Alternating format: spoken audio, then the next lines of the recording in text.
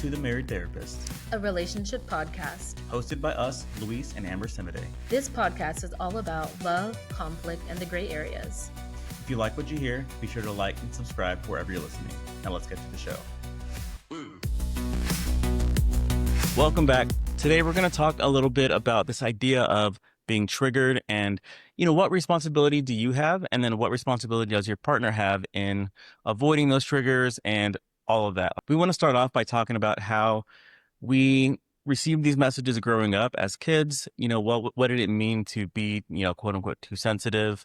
Were you safe to express your emotions growing up and all of that? So for you, what was emotional expression like growing up, and kind of what was that dynamic like at home? As I think about how things were growing up, it actually makes me really sad because we didn't have that freedom to just express how we felt, express what we were thinking. It very much was kind of be seen and not heard, be obedient, fall in line, we're the adults, be over there in a corner or in the kids' room doing kid things. And that just really sucks. Yeah.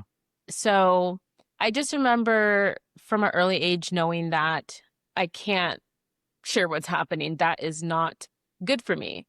If I do and it's not received well or it's not right, I'm going to be punished. Okay. I saw something kind of growing up that led me to believe that that would be the case for me.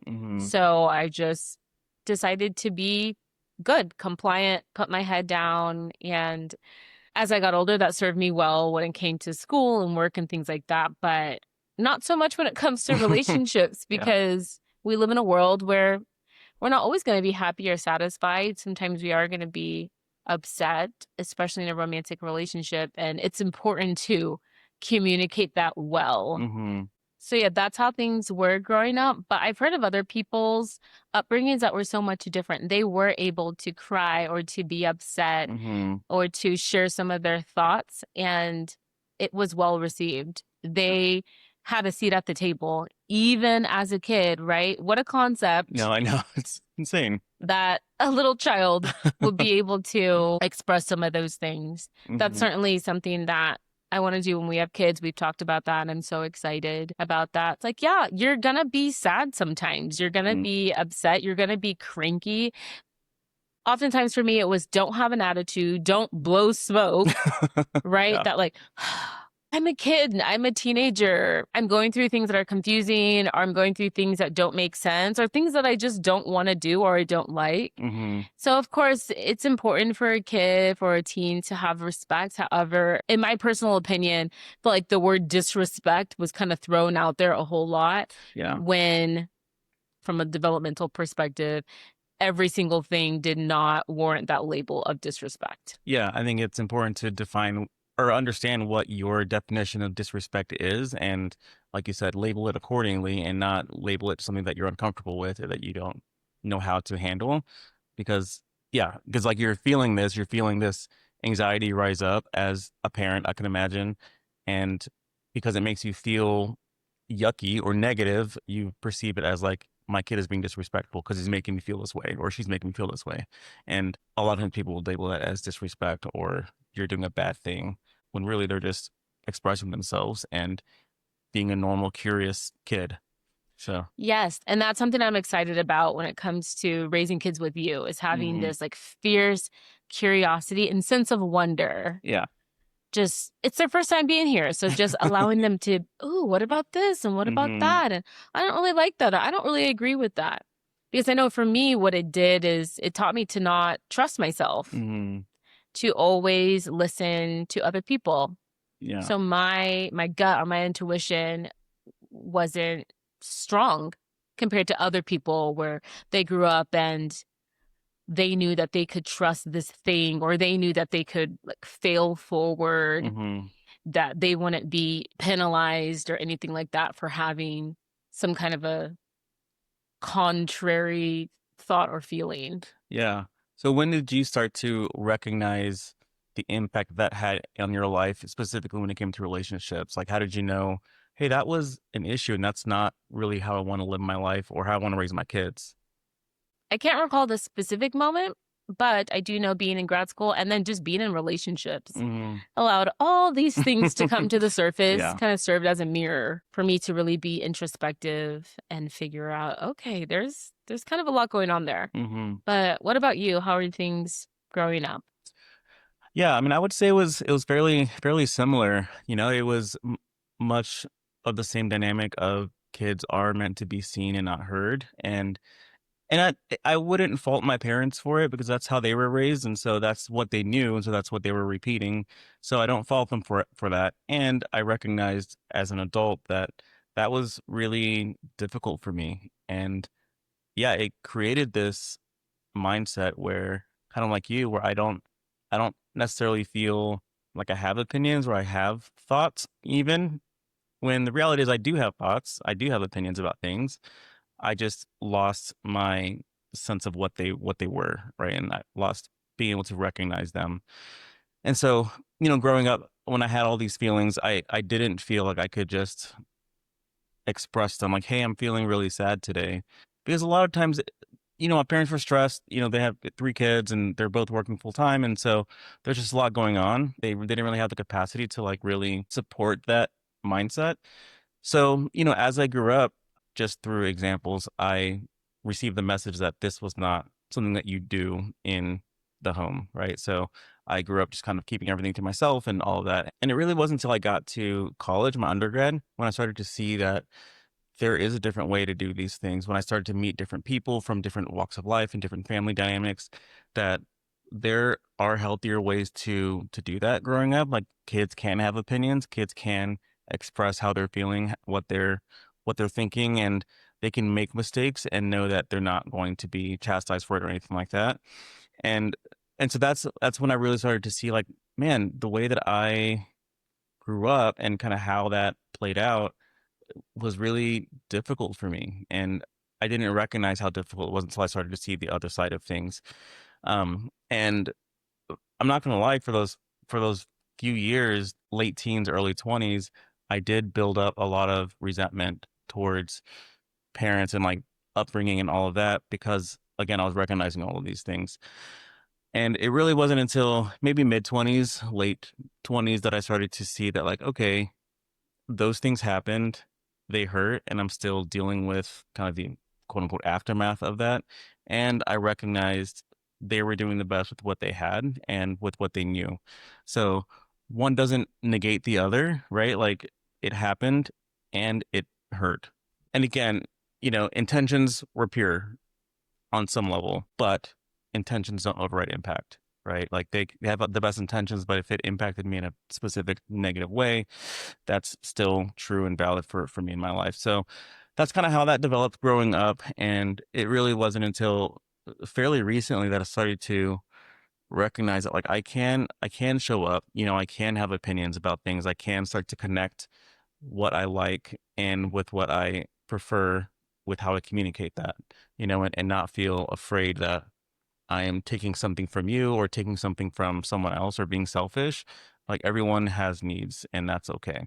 And this showed up a lot in my first marriage too, because the way that she operated was very much how I grew up. And so I very much kind of reverted back to my childhood self in a lot of ways where like my needs didn't matter anymore. And I just had to meet her needs all the time. And so that's one of many reasons why that relationship was so difficult for me because it was very reminiscent of how I grew up. And it's sad because I had made so much progress up until that point to kind of reset my nervous system. And that relationship really kind of set me back in a lot of ways. So, it sucks. And I am thankful for where I'm at now and how I'm growing and learning and all that. It's a constant growth process.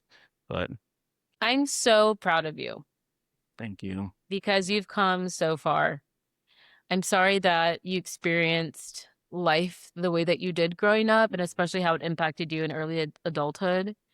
And then it showed up significantly in your first marriage that was abusive. Yeah. So you dealt with all of that, and somehow, some way, you've been able to just grow and kind Mm, of put one foot in front of the other, learning who you are. yeah. Like what does Luis want? What does Luis feel? What does Luis think?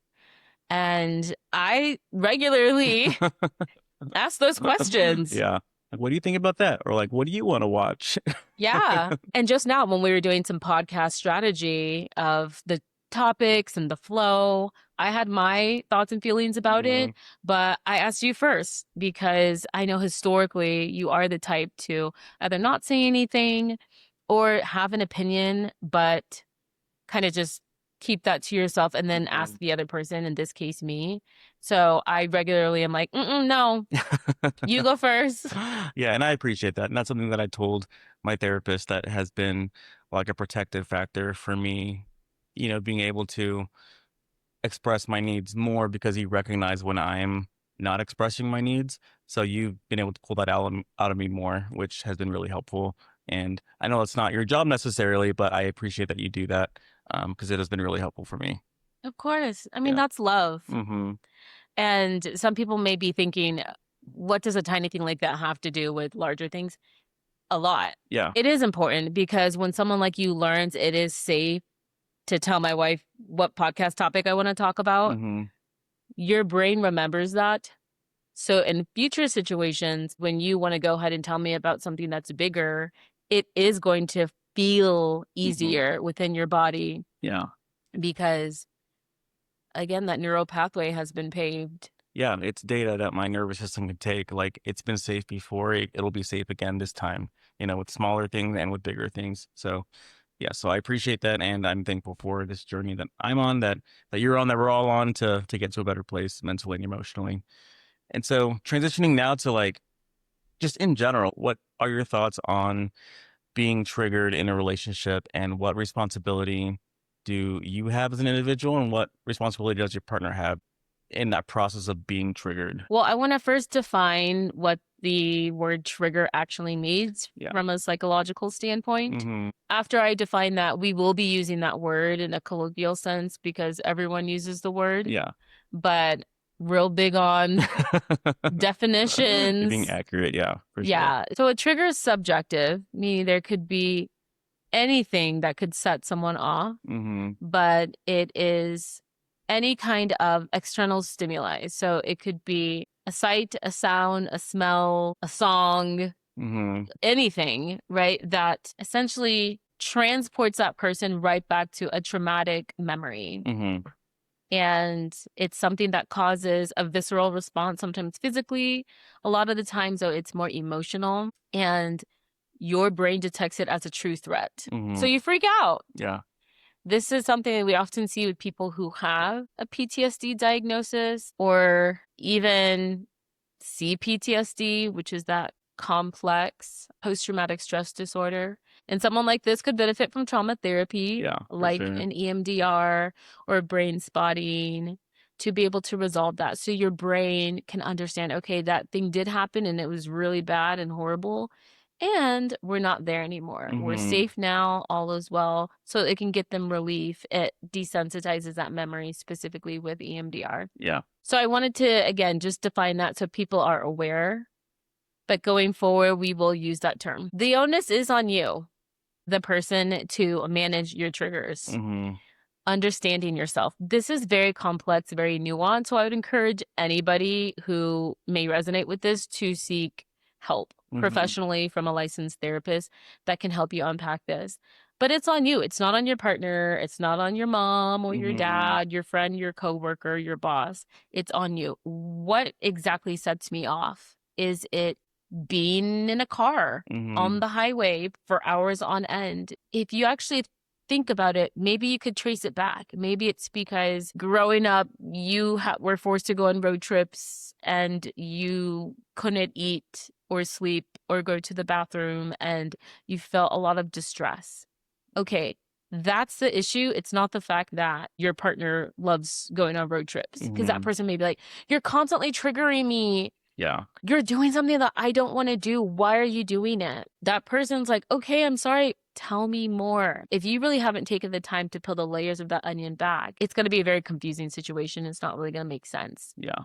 So again, I know people may be listening and may think, oh my gosh, it's like a lot of work. Yeah. And there are trained professionals who will happily be able to walk you through that journey. Yeah. Yeah, and I think when you have like a true clinical trigger like that, absolutely the onus is on you to manage that.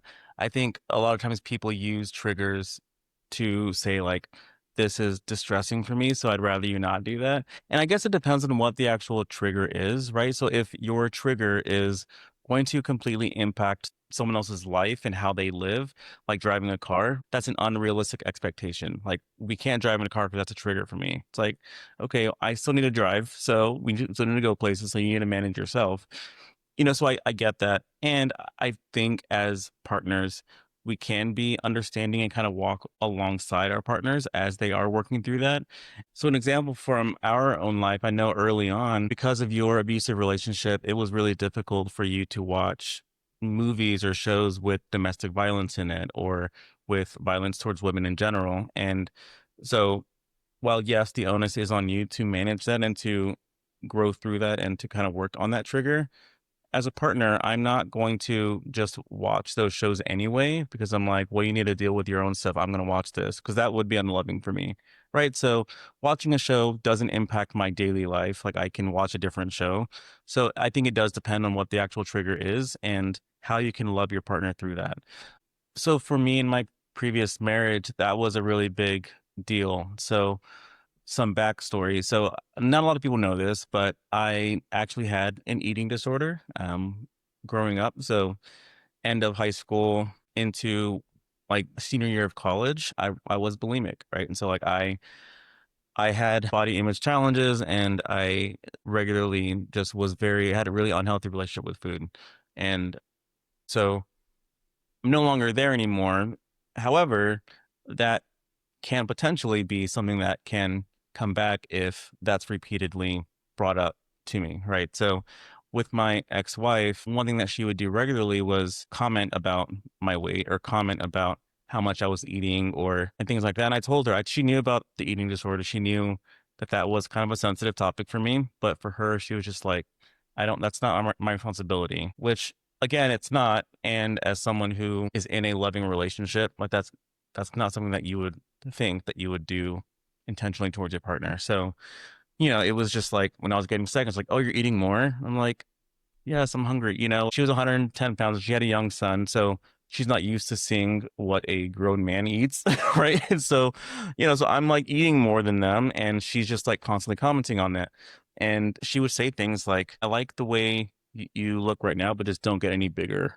Right. Which is like, again, like why would you say things like that? I'm Um, so sorry. Thank you. And we're taking a Christmas picture and she just commented on like how much space I took up. I'm like, she made me feel like I was a 500-pound person. I'm like, I'm not that big, right? Like I'm like an average size, I think. But anyway, so all these things, it brings me back to that where yes, that was a trigger for me and that was something that I had worked through, but making constant comments about that made it really difficult for me to the point where I lost like 30 pounds before our wedding because she wanted me to look a specific way. And those 30 pounds came off in a couple months. So it was like a really kind of an unhealthy way to lose that weight.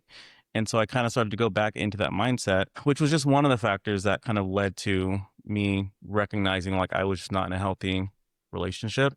But yeah, so there is a balance. Like, yes, as a person with the triggers, it is your responsibility to manage those and to go to therapy and do the work. And as a partner who loves them, it's your responsibility to support them through that and to not intentionally, quote unquote, trigger them in a way that they've communicated is harmful to them.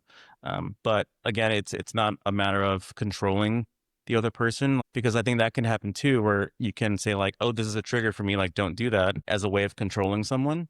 But there's a difference, I think, when it comes to controlling someone and their behavior and things that they do on a daily basis versus just supporting you in your healing journey.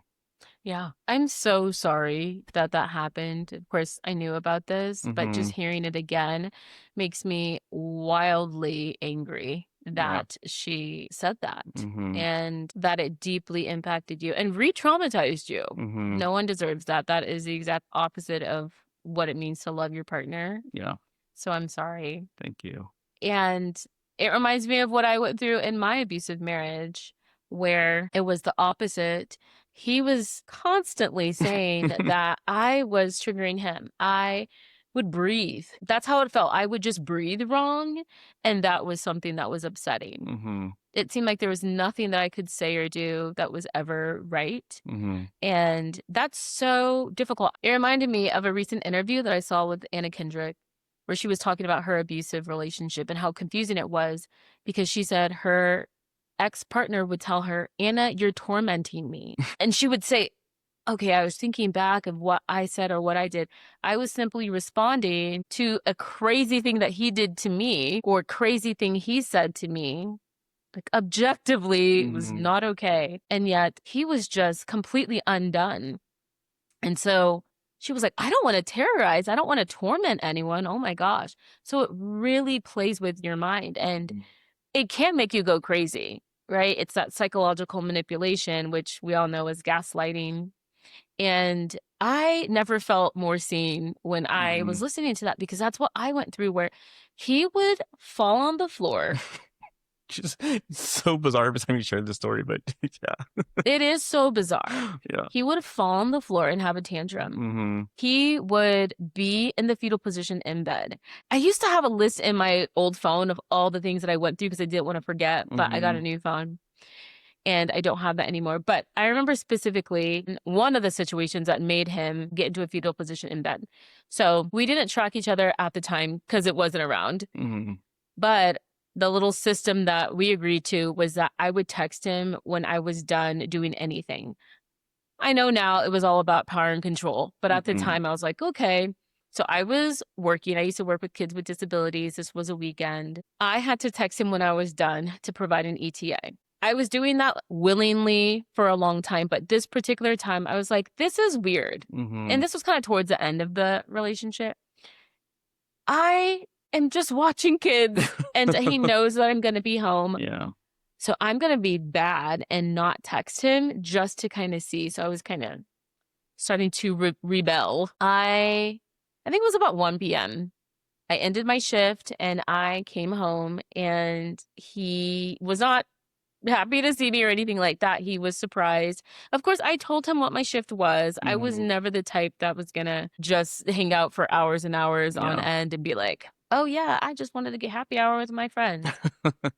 So he came undone. Why? Because I, his wife, failed to text him my ETA midday.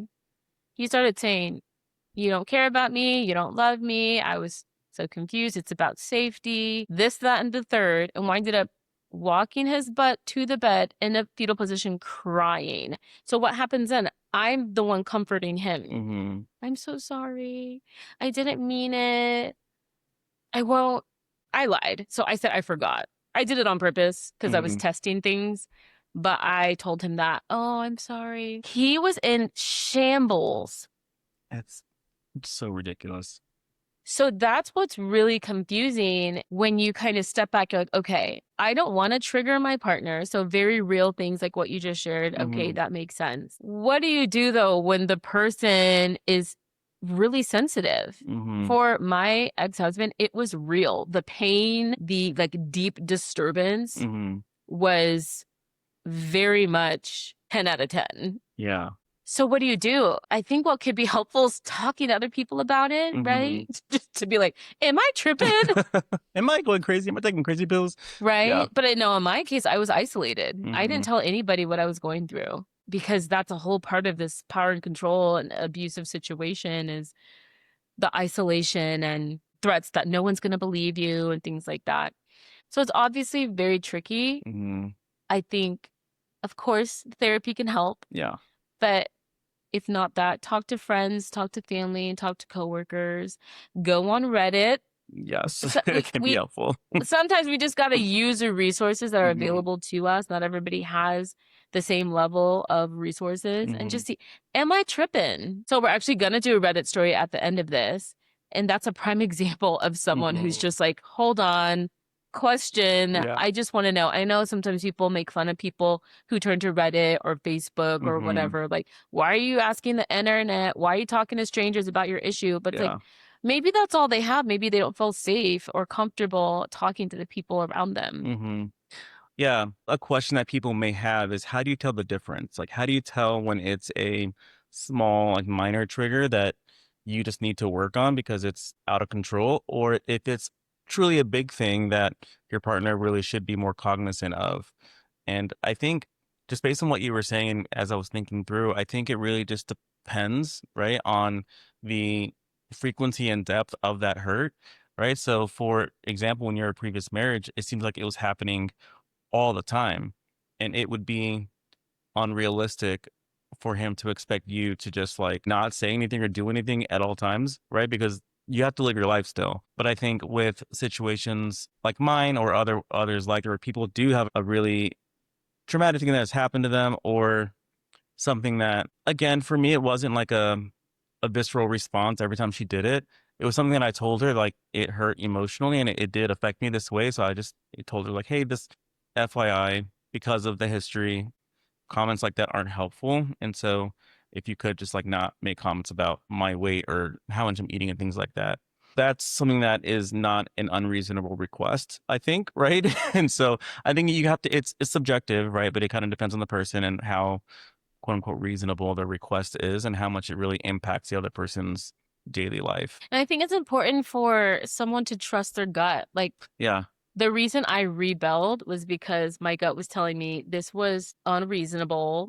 This was not okay. This whole thing of, oh, it's just safety wasn't true. He was controlling me heavily, Yeah.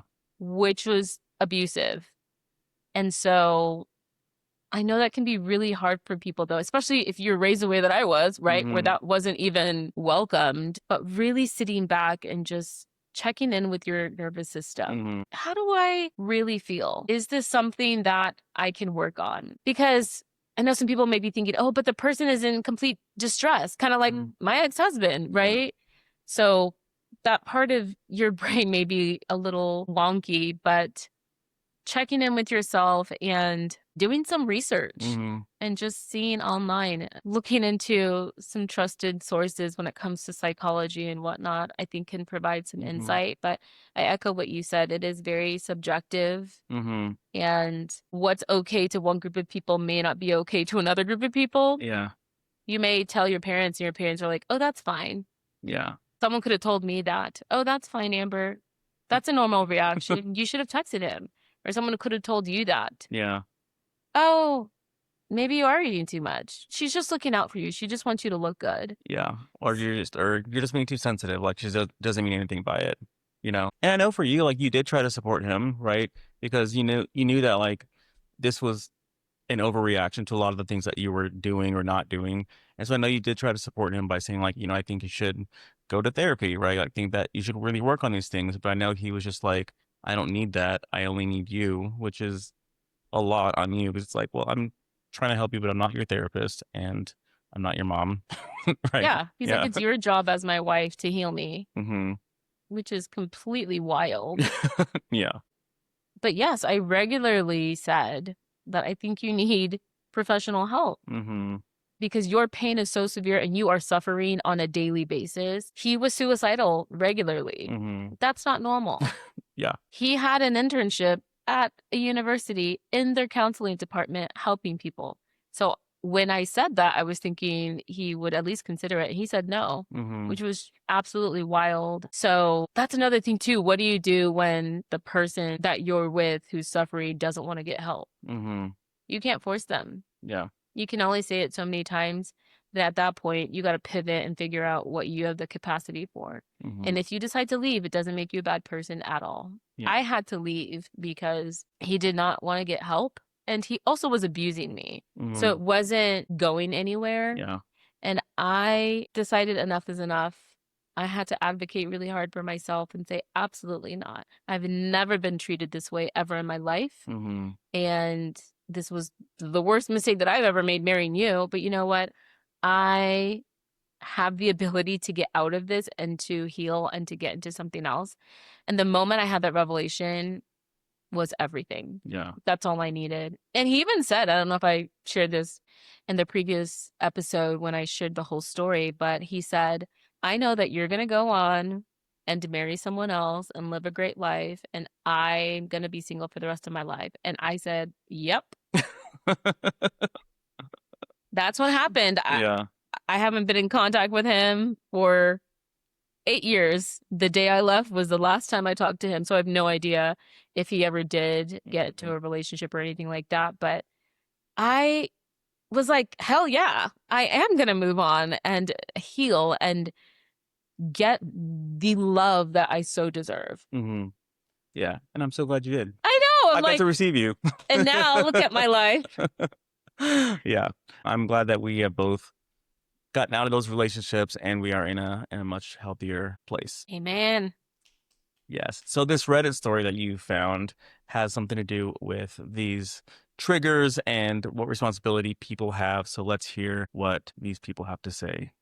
So this title is My Partner's Best Friend Thinks I'm Using CPTSD as an Excuse to Manipulate My Partner. And just a reminder, CPTSD is complex post-traumatic stress disorder.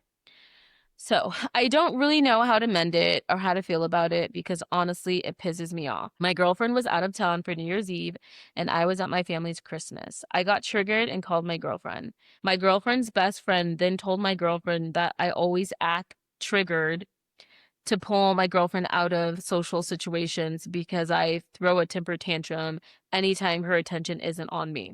It happened twice where I did call my girlfriend while she was with her best friend because I was triggered. Aside from that, I give my girlfriend autonomy and have no issues with her being social. The friend told my girlfriend that I'm manipulative. I don't see myself that way, but now I'm all paranoid about it, lol. I imagine most people on this sub hate being accused of manipulation, especially when it's something as personal as a trigger. My girlfriend said she did worry about it briefly, but knows I'm not manipulative. But I hate there being a person so close to her that is so adamant that I'm not good enough. The thing is, her best friend has PTSD, so if anything, I'd have expected some empathy. I'm kind of just ranting, but I'm just really bothered by that accusation, and I know I can't really change someone's mind about me. So, what do you think? I know this is the first time you're hearing about it, so Yeah. I'm getting your raw response.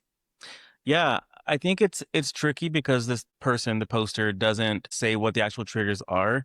But I think the big thing is this person's girlfriend doesn't think that they're being manipulative. And I think that's the only person that really matters.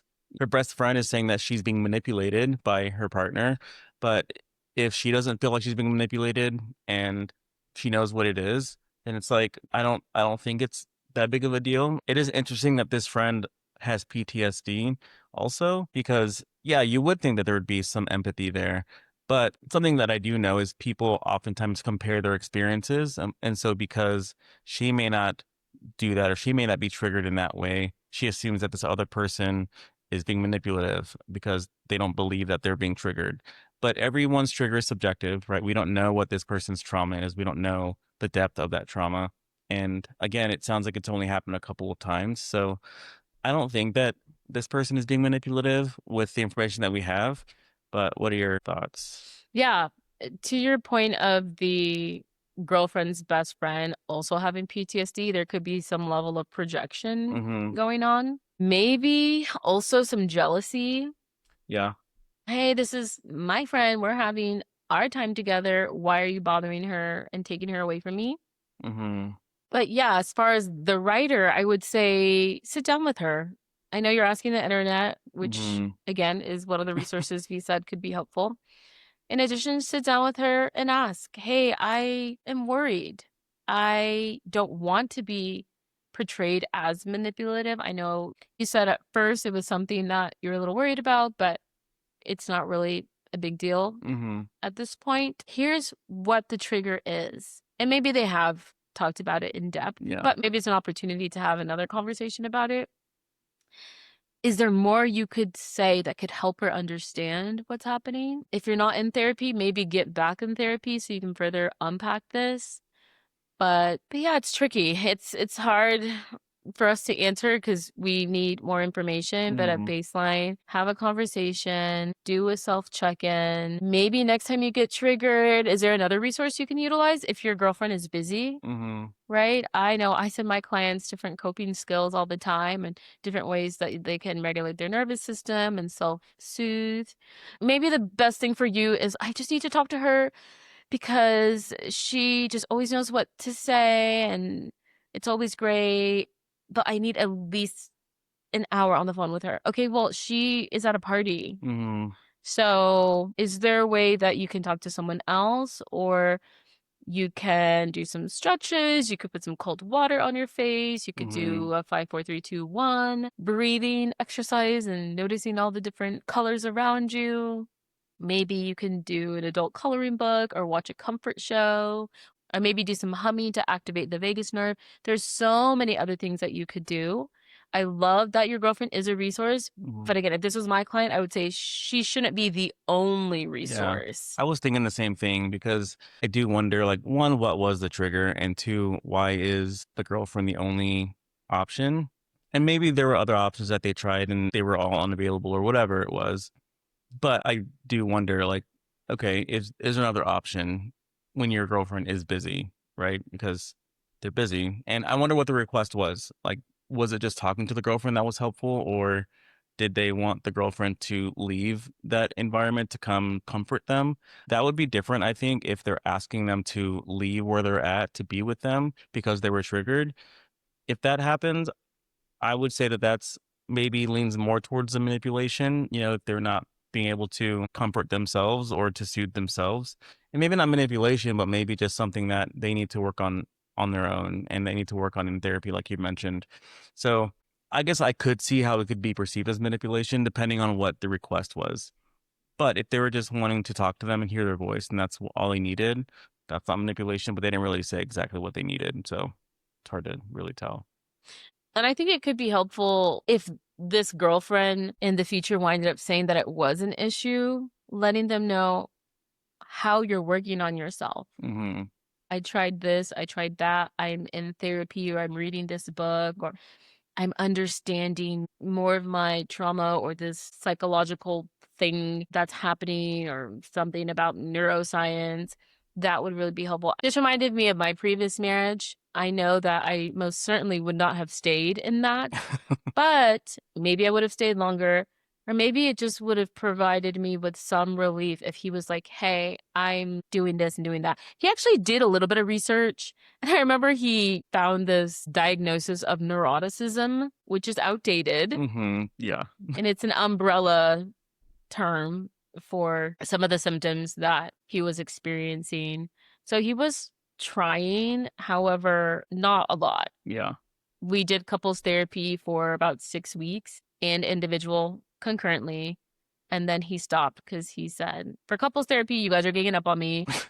And then he just didn't want to continue individual. So the effort was there, but there was so much going on. Yeah. I needed to see a lot more. So for anyone who may be in the position of the writer, okay, I do have these very real things going on. We're not saying that you got to just suck it up, right? But again, effort.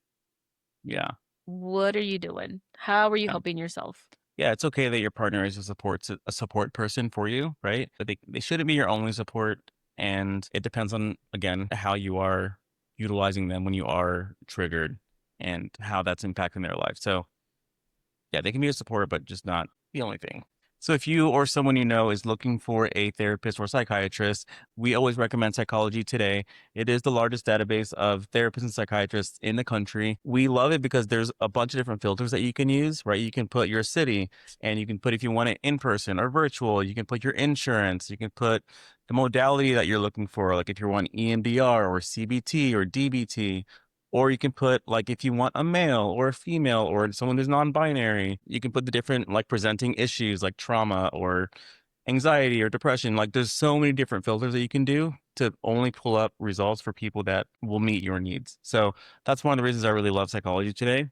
And another really great thing about psychology today is a lot of the therapists, I would say most of them, offer free 15-minute consultations. So you can, I call it like a vibe check, kind of get a vibe for that therapist. Because sometimes you look at the picture and it's like, I don't know about that person, but you talk to them and it's like they're great. Or vice versa. The picture looked great and then you talk to them and it's like, I would not want to talk to that person. Right. So I like the little vibe check that you can do with the therapist just to see if they would be a good fit for you. If cost is an issue, there is a website called Open Path Collective. It's a nonprofit that offers really affordable therapy by licensed therapists. And again, they have filters there too. That'd be a great option for you if you are needing one, but just can't really afford traditional therapy. It's like $40 to $70 for a licensed therapist, which if you've looked at the prices for therapy is really affordable. But if you want someone who is not necessarily unlicensed, but like pre-licensed, they're like an intern or they just graduated and they're having all their hours yet, those sessions would be like $30. So those are two great options. And there's a lot more out there, but those are the two that we tend to recommend. Yes. And also, I just remembered that when I was in therapy, when I was married, so again, we did couples therapy together and then we did individual therapy with the same person. That was actually free. That was through a local nonprofit here in town, and I loved that. It was free for a long time, and then eventually I did have to pay, but then I only paid $5. So I would look in your area to see if there are local nonprofits that have some kind of a program like this. And just a reminder, most universities have a counseling department. And if they do, they have counseling students who need to get their hours. So you can get counseling there. They're under clinical supervision. So it's just going to be you two in the room. Their supervisor's not going to be in the room with them, but they're constantly getting consultation. Luis and I had to go through the same program. Yeah. Because we all don't just pop out knowing what to do, right? We have to get our necessary training. So that's another way to get assistance where you don't have to spend a lot of money. The first therapist I ever had was back in 2018, and it was through a nonprofit here in San Antonio where it was donation based. So you can pay whatever you can afford. And so that could be an option too. If you just kind of Google around and see what's in your city, there might be some options there too. And I want to speak to people who may be thinking, I don't want to go to a student intern, or I don't want to go to an associate or someone in clinical supervision. I want to go to someone who has a lot of experience. Totally get that. But the thing is, with students, with people in clinical supervision, they are getting the latest and greatest and most updated education when it comes to theoretical frameworks and modalities and techniques and things like that, the things that are the most evidence-based. They're going to be the ones who are going to know that. Luis and I do have to do what's called like a CEU, continuing education unit, so we are aware. But that's of our choosing. So I may not choose the most updated thing. I may just choose kind of something that piques my interest. Yeah. And so I want to be sleeping on the people who are not fully licensed. Yeah. I mean, all great therapists start somewhere, right? And so they all have to go to school, have to get their hours. So yeah, there's a lot of great therapists that are in clinical supervision or haven't graduated yet. There are clinics that are run by interns that do really well. I know I worked at one here in San Antonio, the Children's Bereavement Center, where most of the clinicians there are in college or in grad school getting their hours. And I loved my experience there, and all the clients, they tended to have really great experiences there too. So yeah, so like Amber said, go to sleep on these interns. As always, thank you guys for listening or watching if you're on YouTube. We truly appreciate it. We don't take it lightly. Please be sure to drop a comment. We want to know your thoughts on this topic. We don't have all the information. And also subscribe, share, so that way our little show can grow. But we truly appreciate it, and we will see you guys in the next episode. Bye. Later.